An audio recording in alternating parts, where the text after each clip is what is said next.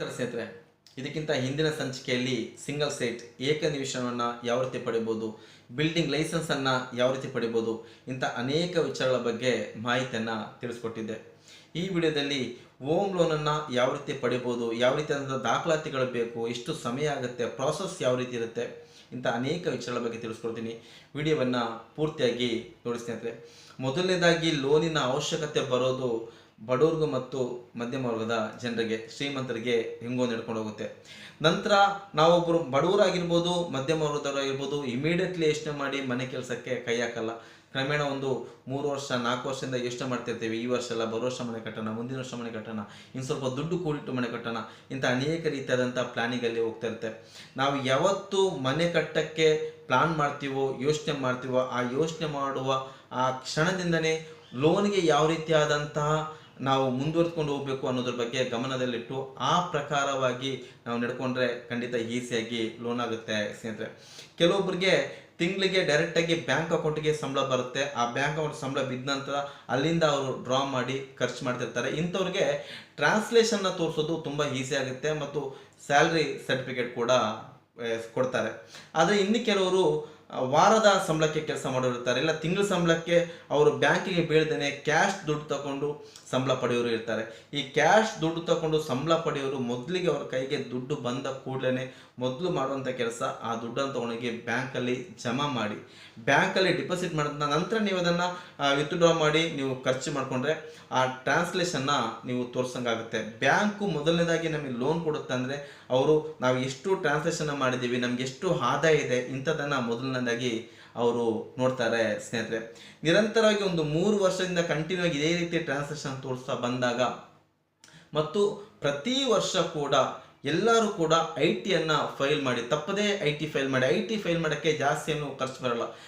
ವರ್ಷಕ್ಕೆ ನಿಮಗೆ ಒಂದು 1,500ರಿಂದ 2,000 ರೂಪಾಯಿ ಖರ್ಚು ಮಾಡಿದ್ರೆ ಸಾಕು. ಮ್ಯಾಕ್ಸಿಮಮ್ ಸ್ಲ್ಯಾಬ್ ಏನಿದೆ, ಸ್ಲ್ಯಾಬ್ 5 ಲಕ್ಷನೋ 6 ಲಕ್ಷನೋ 7 ಲಕ್ಷನೋ ಈ ರೀತಿ ಸ್ಲ್ಯಾಬ್ಗಳಿರುತ್ತೆ. ಅದಕ್ಕೆ ನೀವು ಟ್ಯಾಕ್ಸ್ ಕಟ್ಟದೇನೆ IT ಫೈಲ್ ಮಾಡುವ ದುಡ್ಡು ಅಂತ ಮಾತ್ರ ಕೊಟ್ಟರೆ ಆಡಿಟರ್ಗಳು ನಿಮಗೆ IT ಫೈಲ್ ಮಾಡಿಕೊಡ್ತಾರೆ. ಕಂಟಿನ್ಯೂ ಆಗಿ 3-4 ವರ್ಷದಿಂದ IT ಫೈಲ್ ಮಾಡ್ಕೊಂಡು ಬನ್ನಿ. ಮತ್ತೆ ಇನ್ನೊಂದು 1 ವರ್ಷ IT ಫೈಲ್ ಮಾಡೋದು, ಮಿಡ್ಲಲ್ಲಿ 1 ವರ್ಷ ಬಿಡೋದು, ಮತ್ತೆ ಇನ್ನೊಂದು ವರ್ಷ ಮಾಡೋದು, ಈ ರೀತಿ ಮಾಡೋಕ್ಕೆ ಹೋಗಬೇಡಿ.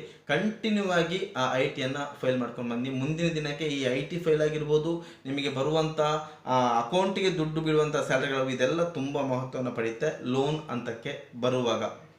ನಂತರ ಇದೆಲ್ಲ ಆಯಿತು. ಇದಕ್ಕಿಂತ ಹಿಂದಿನದಾಗಿ ನಿಮಗೆ ಬಿಲ್ಡಿಂಗ್ ಲೈಸೆನ್ಸ್ವರೆಗೂ ಯಾವ ರೀತಿ ಅಂತ ತೋರಿಸ್ಕೊಟ್ಟೆ. ನಂತರ ನೀವು ಮಾಡಬೇಕಾಗಿರೋದು, ನಿಮಗೆ ಒಂದು 3 ವರ್ಷ IT ನೀವು ಕಟ್ಟಿರೋದಂಥ ಒಂದು ಪೇಪರ್ಗಳನ್ನು ರೆಡಿ ಮಾಡ್ಕೊಳ್ಳಿ. ಅದರ ನಂತರ ಒಂದು ಎಸ್ಟಿಮೇಟ್, ನೀವು ಮನೆ ಕಟ್ಟಕ್ಕೆ ಎಷ್ಟು ಲೋನ್ ಬೇಕು, ಎಷ್ಟು ಎಸ್ಟಿಮೇಟ್ ಆಗುತ್ತೆ ಅನ್ನೋದನ್ನು ಇಂಜಿನಿಯರ್ ಕಡೆಯಿಂದ ಅದನ್ನು ಪಡ್ಕೊಳ್ಳಿ. ಮತ್ತು ವ್ಯಾಲ್ಯೂಯೇಷನ್ ಬಂದು ಅವ್ರು ಯಾರು ಲೋನ್ ಕೊಡ್ತಾರೆ ಅವರೇ ಒಂದು ಸಲ ವ್ಯಾಲ್ಯೂಯೇಷನ್ನ ಮಾಡಿಸ್ತಾರೆ. ಮತ್ತು EC ಬೇಕಾಗುತ್ತೆ, ECಯನ್ನು ತೆಗೀರಿ. 3 ವರ್ಷದ IT ಮತ್ತು ಹಕ್ಕುಪತ್ರ ಜೆರಾಕ್ಸ್ ಆಗಿರ್ಬೋದು. ಮೊದಲೆಲ್ಲ ಜೆರಾಕ್ಸನ್ನು ತೊಗೊಂಡೋಗಿ ಲೋನ್ ಎಲ್ಲ ಓಕೆ ಆಗುತ್ತೆ, ಸ್ಯಾಂಕ್ಷನ್ ಆಗುತ್ತೆ ಅಂದಾಗ ಮತ್ತೆ ಒರಿಜಿನಲ್ ಅವ್ರಿಗೆ ಕೊಟ್ಟರೆ ಸಾಕು. ಹಕ್ಕುಪತ್ರ ಜೆರಾಕ್ಸ್ ಆಗಿರ್ಬೋದು, ಖಾತೆ ಜೆರಾಕ್ಸ್ ಆಗಿರ್ಬೋದು, ಸಿಂಗಲ್ ಸೈಟ್ ಜೆರಾಕ್ಸ್ ಆಗಿರ್ಬೋದು, ಬಿಲ್ಡಿಂಗ್ ಲೈಸೆನ್ಸ್ ಆಗಿರ್ಬೋದು, ಮತ್ತು 3 ವರ್ಷ IT, PAN card, Aadhaar card, ಮತ್ತು EC ಮತ್ತು ಎಸ್ಟಿಮೇಟ್, ಎಷ್ಟು ಲೋನ್ ಬೇಕು, ಎಷ್ಟು ಖರ್ಚಾಗುತ್ತೆ ಅನ್ನೋದೊಂದು ಎಸ್ಟಿಮೇಟ್. ಇಷ್ಟು ದಾಖಲಾತಿಗಳನ್ನು ಬ್ಯಾಂಕ್ಗೆ ತಗೊಂಡೋಗಿ ಸಾಧ್ಯವಾದಷ್ಟು ರಾಷ್ಟ್ರೀಯ ಬ್ಯಾಂಕ್ಗಳಲ್ಲಿ ಲೋನನ್ನು ಪಡೆಯೋಕ್ಕೆ ತುಂಬ ಪ್ರಯತ್ನ ಪಡಿ ಸ್ನೇಹಿತರೆ. ಈ ಸೊಸೈಟಿ ಆಗಿರ್ಬೋದು, ಇಲ್ಲ ಲೋಕಲ್ ಬ್ಯಾಂಕ್ಗಳಾಗಿರ್ಬೋದು, ಇದೆಲ್ಲ ಬಡ್ಡಿ ತುಂಬ ಜಾಸ್ತಿ ಇರುತ್ತೆ.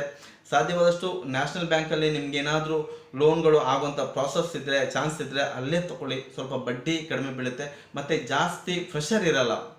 ಈ ಲೋಕಲ್ ಬ್ಯಾಂಕು, ಸೊಸೈಟಿ ಇಂಥವುಗಳೆಲ್ಲ ಬಡ್ಡಿ ಜಾಸ್ತಿ ಆಗುತ್ತೆ. ಒಂದು ತಿಂಗಳು ಕಟ್ಟಿದ್ರೆ ಮತ್ತೆ ಅದಕ್ಕೆ ಬಡ್ಡಿ, ಈ ರೀತಿ ಹಾಕ್ಕೊಂಡು ಹೋಗ್ತಾರೆ. ಅದರಿಂದ ಮೊದಲಿಗೆ ದೊಡ್ಡ ಬ್ಯಾಂಕ್ಗಳಲ್ಲಿ ಟ್ರೈ ಮಾಡಿ. ಈ ರೀತಿ ಬ್ಯಾಂಕ್ ಟ್ರಾನ್ಸ್ಲೇಷನ್ ಆಗಿರ್ಬೋದು, IT ಆಗಿರ್ಬೋದು, ಈ ರೀತಿ ಕರೆಕ್ಟಾದ ದಾಖಲಾತಿಗಳು ನಿಮಗಿತ್ತು ಅಂದರೆ ಖಂಡಿತವಾಗಿಯೂ ಈಸಿಯಾಗಿ ಲೋನ್ ಆಗುತ್ತೆ. ಮತ್ತು ಲೋನ್ಗೆ ಅಪ್ಲೈ ಮಾಡಬೇಕಾದ್ರೇ ಒಂದು 35 ವರ್ಷದ ಒಳಗೆ, 40 ವರ್ಷದ ಒಳಗೆ ನೀವೇನೇ ಇದ್ದರೆ 30 ವರ್ಷಕ್ಕೆ ನೀವು ಲೋನ್ ಹಾಕ್ಕೊಳ್ಳಿ. ನೀವು ಅದನ್ನು 5 ವರ್ಷ ತೀರಿಸ್ಬೋದು, ಇಲ್ಲ 15 ವರ್ಷ ತೀರಿಸ್ಬೋದು, ಇಲ್ಲ 2 ವರ್ಷದಲ್ಲಿ ತೀರಿಸ್ಬೋದು, ಅದು ನಿಮ್ಮ ಕೆಪಾಸಿಟಿ. ಆದರೆ ಹಾಕುವಾಗ ಮಾತ್ರ 30 ವರ್ಷಕ್ಕೆ ಹಾಕ್ಕೊಳ್ಳಿ. ಯಾಕಂದ್ರೆ ತುಂಬ ಲೆಂತಾಗಿ ಸಿಗ್ತದೆ ನಿಮಗೆ. ತಿಂಗಳಿಗೆ EMI ಸ್ವಲ್ಪ ಕಮ್ಮಿ ಬರುತ್ತೆ. ಆಮೇಲೆ ನಿಮ್ಗೆ ದುಡ್ಡು ಬಂದಾಗ ಒಂದು 50,000ನೋ 1 ಲಕ್ಷನೋ ಬಂದಾಗ ಆದಷ್ಟು ಬೇಗ, ಎಷ್ಟು ಬೇಗ ತೀರಿಸಿರೋ ಅಷ್ಟು ಬೇಗ ಬಡ್ಡಿನೂ ಕಡಿಮೆ ಆಗ್ತಾ ಹೋಗುತ್ತೆ ಸ್ನೇಹಿತರೆ. ಇಷ್ಟು ದಾಖಲಾತಿಗಳನ್ನು ಬ್ಯಾಂಕಿಗೆ ತಗೊಂಡೋಗಿ ಕೊಡಿ. ಬ್ಯಾಂಕಿಗೆ ತಗೊಂಡೋಗಿ ಕೊಟ್ಟ ನಂತರ ಮೊದಲು ಅವರು ನಿಮ್ಮ ಟ್ರಾನ್ಸ್ಲೇಷನ್ನ ಚೆಕ್ ಮಾಡ್ತಾರೆ. ಆಮೇಲೆ ಸಿವಿಲನ್ನು ಚೆಕ್ ಮಾಡ್ತಾರೆ. ಈ ಟ್ರಾನ್ಸ್ಲೇಷನ್ ಮತ್ತು ಸಿವಿಲನ್ನು ನಾವು ಯಾವ ರೀತಿ ತೋರಿಸ್ಬೋದು ಅನ್ನೋದ್ರ ಬಗ್ಗೆ ಹಿಂದೆ ನಾನು ಹೇಳಿದ್ದೇನೆ. ಆ ದುಡ್ಡು ಬಂದ ಕೂಡಲೇ ಬ್ಯಾಂಕ್ಗೆ ಹಾಕಿ ಅಲ್ಲಿಂದ ತೆಗೆದು ಖರ್ಚು ಮಾಡಿ ಈ ರೀತಿ ಮಾಡ್ಕೊಂಡು ಬಂದಾಗ ಜೊತೆ ನಿಮ್ಮ ಹತ್ರ ಐಟಿನೂ ಇದ್ದಾಗ ಅವರು ದಾಖಲಾತಿಗಳನ್ನ ಪರಿಶೀಲನೆ ಮಾಡಿ ನಿಮ್ಗೆ ಬೇಕಾಗುವಂಥ ದುಡ್ಡಲ್ಲಿ ಖಂಡಿತ ಒಂದು 15 ಲಕ್ಷನೋ 20 ಲಕ್ಷನೋ ಬಡವರು ಯಾವುದೇ ಕಾರಣಕ್ಕೂ ಒಂದು 20-25 ಲಕ್ಷ ಮೇಲೆ ಮನೆ ಕಟ್ಟಕ್ಕೆ ಹೋಗಲ್ಲ. ಅದಕ್ಕಿಂತ ದೊಡ್ಡ ಮನೆ ಕಟ್ತಿದ್ರೆ ಅವರು ಪರವಾಗಿಲ್ಲ, ಸ್ವಲ್ಪ ಸ್ಥಿತಿವಂತರೇ ಆಗಿರ್ತಾರೆ. ಆದರೆ ಈಸಿಯಾಗಿ ಒಂದು 15-20 ಲಕ್ಷದವರೆಗೂ ಇಷ್ಟು ದಾಖಲಾತಿಗಳಿದ್ರೆ ಆರಾಮ್ಸೆ ಲೋನು ಸಿಗುತ್ತೆ. ಅದ್ರ ಬಗ್ಗೆ ಯಾವುದೇ ಚಿಂತೆ ಪಡೋದು ಬೇಡ. ಬಟ್ ಯಾವುದೇ ಕಾರಣಕ್ಕೂ ಸ್ವಲ್ಪ ಅಳಿಬೇಕು, ಕಷ್ಟ ಆಗುತ್ತೆ, ಸ್ವಲ್ಪ ಈಸಿಯಾಗಿ ಸಿಗುತ್ತೆ ಅಂತ ಹೇಳ್ಬಿಟ್ಟು ಈ ಸೊಸೈಟಿಗಳಲ್ಲಿ ಬೇರೆ ಕಡೆ ಎಲ್ಲ ಇಲ್ಲೆಲ್ಲ ನೀವು ಲೋನ್ ತೊಗೊಂಡ್ರೆ ಅಲ್ಲಿ ಬಡ್ಡಿನೂ ಜಾಸ್ತಿ ಇರುತ್ತೆ, ಅಲ್ಲಿ ಪ್ರೆಷರು ಜಾಸ್ತಿ ಆಗುತ್ತೆ. ಅಲ್ಲೇನ IT ಇಲ್ಲಾಂದ್ರೂ ಕೂಡ ಅವರು ಲೋನನ್ನು ಕೊಡ್ತಾರೆ. ಆದರೆ ಅದೇ ರೀತಿ ಬಡ್ಡಿಗಳಾಗುತ್ತೆ, ಒಂದು ತಿಂಗಳು ಕಟ್ಟಿಲ್ಲ ಅಂದ್ರೂ ಮತ್ತಿಲ್ಲಿಂದ ಪ್ರೆಷರ್ಗಳು ಜಾಸ್ತಿ ಬರುತ್ತೆ ಅಂತ ಅನೇಕ ವಿಚಾರಗಳು ನಡ್ಕೊಂಡು ಹೋಗುತ್ತೆ. ಅದೇ ಬ್ಯಾಂಕ್ಗಳಲ್ಲಾಗದೆ 1 ತಿಂಗಳು ಕಟ್ಟಿಲ್ಲ ಅಂದ್ರೂ ಪರವಾಗಿಲ್ಲ, 2 ತಿಂಗಳು ಕಟ್ಟಿಲ್ಲ ಅಂದ್ರೂ ಪರವಾಗಿಲ್ಲ, ಅಷ್ಟೇನು ಅವರು ಪ್ರೆಷರ್ಗಳು ಹಾಕಲ್ಲ, ದುಡ್ಡಿರುವಾಗ ನೀವು ಕಟ್ಕೊಂಡು ಹೋಗ್ಬೋದು. ಇಷ್ಟು ದಾಖಲಾತಿಯನ್ನು ತಗೊಂಡೋಗಿ ಬ್ಯಾಂಕ್ ಕೊಟ್ಟರೆ ಬ್ಯಾಂಕ್ ಅವರು ಅದನ್ನೆಲ್ಲ ಪರಿಶೀಲನೆ ಮಾಡ್ತಾರೆ. ಪರಿಶೀಲನೆ ಮಾಡಿದ ನಂತರ ಒಂದ್ಸಲ ಲೀಗಲ್ ಒಪಿನಿಯನ್ಗೆ ಅದನ್ನೆಲ್ಲ ಕಳಿಸ್ಕೊಡ್ತಾರೆ.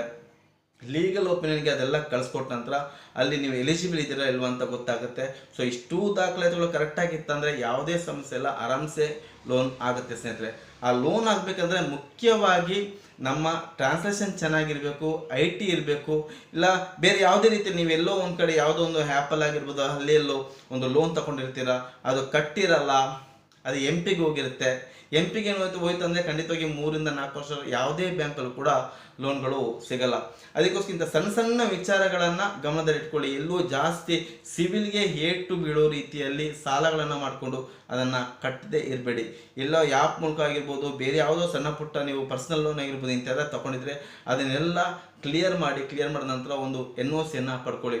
ಗಾಡಿದು ಕೂಡ ಅಷ್ಟೇ, ಯಾರೆಲ್ಲ ನಮ್ಮ ತುಂಬ ಪರಿಚಯರು ಒಬ್ಬರು ಕೂಡ ಒಂದು ಗಾಡಿದು ಬರೀ ಒಂದು 72 ರೂಪಾಯಿ ಕಟ್ಟಿಲ್ಲ ಅಂತ ಹೇಳ್ಬಿಟ್ಟು, ಬರೀ 72 ರೂಪಾಯಿ, 1.5 ಲಕ್ಷ ಗಾಡಿಗೆ 72 ರೂಪಾಯಿಯನ್ನು ಕಟ್ಟಿಲ್ಲ ಅಂತ ಹೇಳ್ಬಿಟ್ಟು ಅದಕ್ಕೆ MP ಮಾಡಿಬಿಟ್ಟಿದ್ರು, 3 ವರ್ಷ ಲೋನ್ ಆಗದ ರೀತಿಯಲ್ಲಿ. ಇದಕ್ಕೋಸ್ಕರ ಸಣ್ಣ ವಿಷಯಗಳನ್ನು ಅತಿ ಸೂಕ್ಷ್ಮವಾಗಿ ಗಮನಿಸ್ಕೊಂಡು ಎಲ್ಲ ದಾಖಲಾತಿಗಳು ಸರಿಯಾಗಿತ್ತು ಅಂದರೆ ಯಾವುದೇ ತೊಂದರೆ ಇಲ್ಲದೆ ಈಸಿಯಾಗಿ ಲೋನ್ ಆಗುತ್ತೆ ಸ್ನೇಹಿತರೆ.